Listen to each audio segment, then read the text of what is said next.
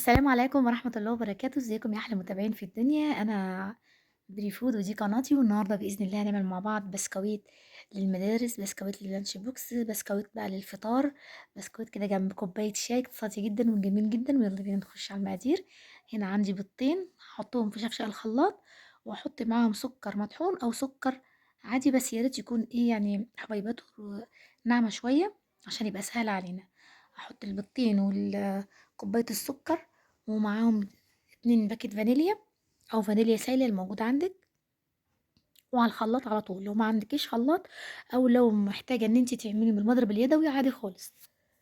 والخلاط برضو الكهربائي مش هقول لا، يعني كله شغال، بس ده اسهل حاجه كده، الخلاط او كبه موجوده في كل بيت ان شاء الله. بعد ما ضربتهم بالشكل ده هجيب عندي هنا كوبايه. انا حاطه هنا زيت على سمنه، انتي براحتك، حابه تعمليه بالزبده، حابه تعمليه بالسمنه، بس حابه تعملي بالزبده والزيت براحتك خالص. تمام. انا حاطه ايه يعني كوبايه الا ربع سمنه والربع زيت، كلهم معيارهم بكوبايه واحده، والكوبايه دي هي اللي بعاير بيها كل المقادير، السكر والسمنه والدقيق. تمام كده. يبقى حطينا هنا ايه كوبايه السمنه على البيضتين وكوبايه السكر اللي ضربناهم قبل كده. هجيب هنا بقى المقادير الجافه. هنا عندي 3 كوبايات ونص دقيق، انا حطيت التلاتة والنص خليته جنبي عشان اشوف ايه حسب الاحتياج بتاعي، ومعلقه صغيره بيكنج باودر، ومعلقه نشا، وكمان احط ايه نقطتين ذره ملح كده عشان يدي طعم الحاجه ويعادل الطعم يعني.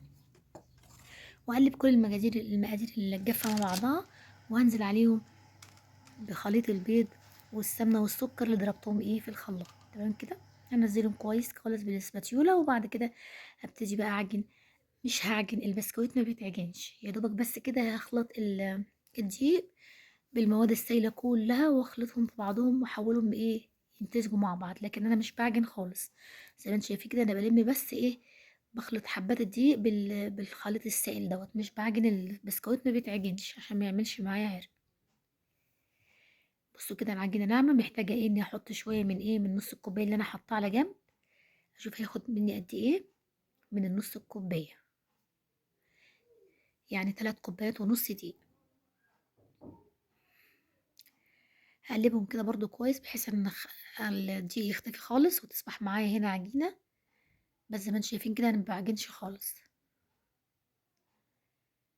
لحد ما تتلم معايا بس كده وخلاص. هي تقريبا كده ايه، ما شاء الله. خلاص هغسل ايدي بس عشان يبان وما تشبكش في ايدي، وهوريكم.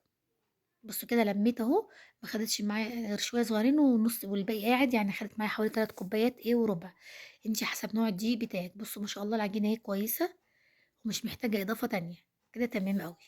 يعني تيجي بقى نقطعها، اي قطعه عندك بقى ايه تستخدميها. تمام. في طريقه ان انت تفردي البسكوت على عجينه البسكوت على على كيس بلاستيك او على مفرش زي دوت عندك، وبعد كده تقطعي بقطعات اللي زي كده او الدواير او اي حاجه، وبعد كده تخرميها بالشوكه. دي طريقه. يا اما لو عندك بقى المكبس بتاع البسكوت دوت، تكوري كده البسكوته كور كور، وبعد كده تدوسي عليها بالمكبس هيديكي شكل برضو جميل. او لو ما عندكيش خالص برضو تعملي باي قطعه بقى خالص، اي شكل خالص، اي قطعه دوريه او قلوب، اي قطعات من اللي عندك، او بالسكينه، وتبتدي ايه تقطعي عادي براحتك. يعني التقطيع ده اللي تحبيه، والاله اللي عندك اللي ما عندكيش برضو ممكن تعملي باي طريقه براحتك. بس المهم يكون ايه البسكوت ما تحاوليش تعليه قوي في التقطيعه بتاعته، لازم يكون رقيق خالص زي ما انت شايفه كده، عشان هو فيه بيكنج باودر، عشان برضو لما يقلب ميبقاش شكله ايه ظريف ويبقى مقرمش. تمام. هنا كده خلصت الصاج كله بقى التقطيع بتاعي، وبعد كده هدخلهم على الفرن. والبسكوت يا جماعه زي الكيكه، نسخن الفرن وبعد كده نحط البسكوت. الصاج ده على فكره اللي قطعت فيه مش مدهنتوش ولا حاجه. بصوا ما شاء الله بقى لما دخل الفرن وطلع احمر من ورا كده وجميل، ومن قدام حلو وشكله جميل ما شاء الله، تحفه وناشف ولذيذ وفي نفس الوقت دايب. السر ان انت تنشفي البسكوت هتبقى حلوه كده وجميله ودايبه معاكي. بعد ما تطفي الفرن كده خليها فيها الفرن تهدى، هيتقرمش ويبقى جميل، يبقى زي البسكوت الجاهز بالظبط. بصوا الجمال بسم الله ما شاء الله، يعني بصراحه هيعجبكم. شايفين حلو ازاي ومنمنم ازاي وجميل، ويعني العلو بتاعه مظبوط.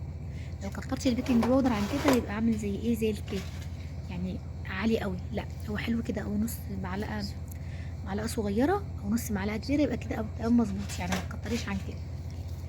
بصوا ما شاء الله جميل جدا، فين طعمه كده قريب من طعم النواعم الدايب الجميل ده بتاع زمان. بقى بسكوت جنب الشاي للفطار، بحط لهم في اللانش بوكس برضو بتاع المدارس، كمان يتعشوا عشان بعد العشاء كده يقعدوا يمسمسوا وما بيذاكروا. يا رب يعجبكم، متنسوش بقى اللايك، ما تنسوش بقى اللايك وتعليق حلو لو البسكوت كان عجبكم، وتجربوه وتشيروا الفيديو مع اصحابكم ان شاء الله، وتشتركوا في القناة وتفعلوا زر الجرس وتنتظروا مني كل جديد ان شاء الله. يا رب البسكوت يكون عجبكم، والسلام عليكم ورحمة الله وبركاته.